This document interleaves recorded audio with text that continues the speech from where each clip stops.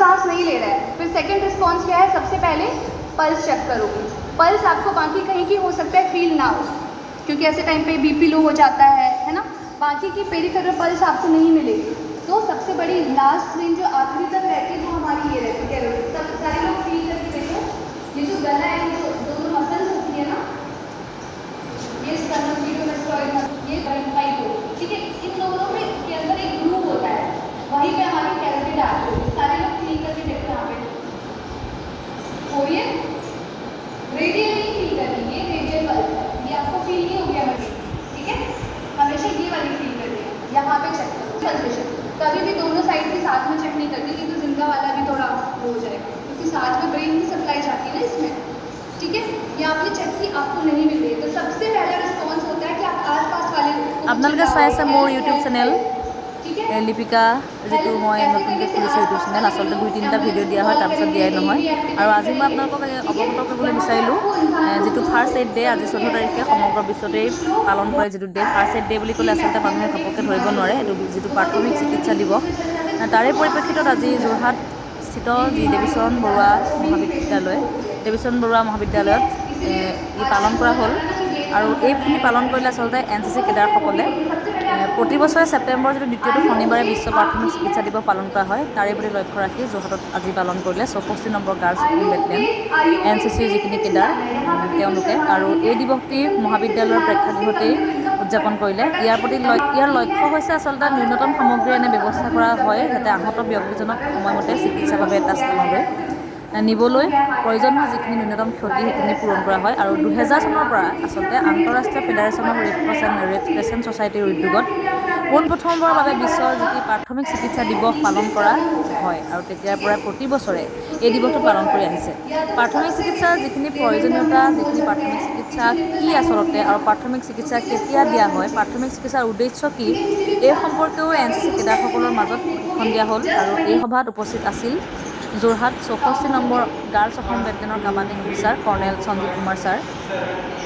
লগতে উপস্থিত আছিলে সুবেদাৰ মেজৰ ঈশ্বৰ সিং ছাৰ আৰু সঞ্জয় যাদৱ, কাৰুতলু, RK ৰয়, ৰোচন কুমাৰ, NKC ৰাহুল, RK যাদৱ। আৰু তাৰ লগতে সমান্তৰালভাৱে উপস্থিত আছিল বিভিন্ন বিদ্যালয় মহাবিদ্যালয়ৰ NO, associate NCC officer, CTO, লগতে NCC যিখিনি কেডেট আৰু যোৰহাট 5ম এয়াৰফ'ৰ্চ হস্পিটেলৰ স্বাস্থ্য বিষয়া, সকলোখিনিৰ সহযোগত এটা খুব সুন্দৰ অনুষ্ঠান যোৰহাট দেৱীচৰণ বৰুৱা মহাবিদ্যালয়ৰ প্ৰেক্ষাগৃহত অনুষ্ঠিত হৈ যায়। আৰু মোৰো সৌভাগ্যক্ৰমে এই অনুষ্ঠানটোত আজি উপস্থিত থাকিলোঁ।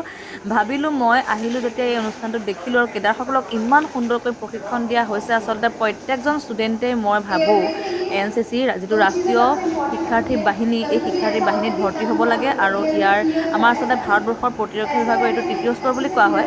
সেইকাৰণে প্ৰত্যেকখিনি ল'ৰা ছোৱালী আচলতে আজিৰ সমাজত এইখিনি বস্তু বিশেষ প্ৰয়োজনীয়।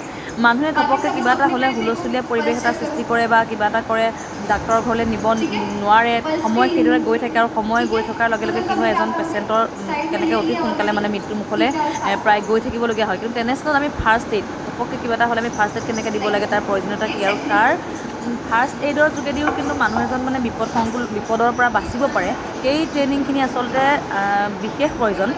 সেইকাৰণে আজি অনুষ্ঠানটোত উপস্থিত থাকি ভাল লাগিল। আৰু আপোনালোককো ভাবিলোঁ মোৰ এই চেনেলটোৰ যোগেদি এই অনুষ্ঠানভাগি অকণমান দেখাওঁ।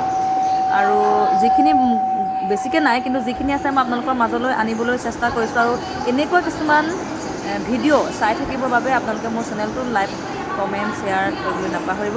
যদি ভাল পায় আপোনালোকে শ্বেয়াৰ এটা মাৰিব কিন্তু।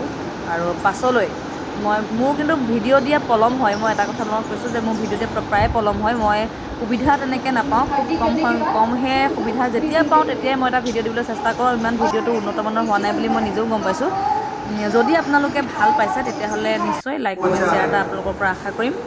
আৰু চাই থকাৰ বাবে মোৰ ফালৰ পৰা আপোনালোকক ধন্যবাদ দিছোঁ। থেংক ইউ ফৰ ৱাচিং।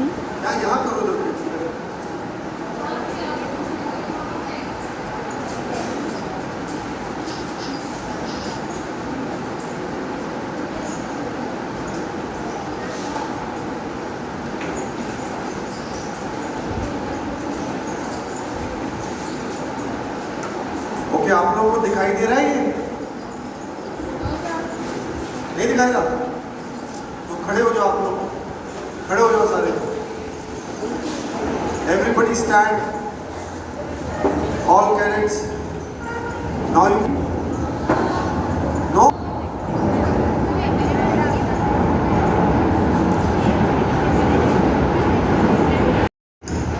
अगर मैं सपोज होगा तो मैं चेक करूँ कि वो जिंदा है कि उसका पल्स चल रहा है कि नहीं।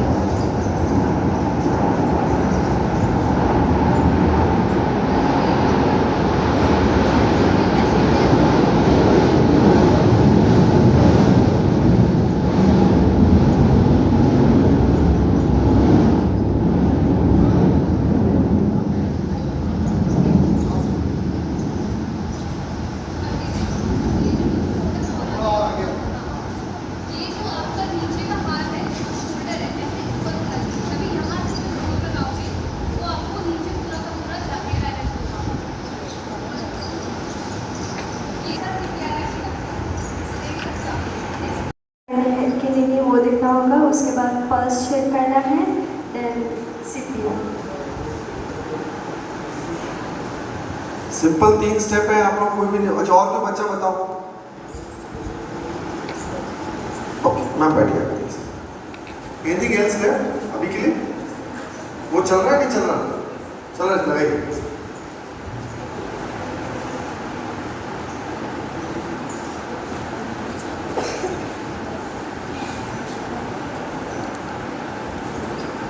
इसको बेटा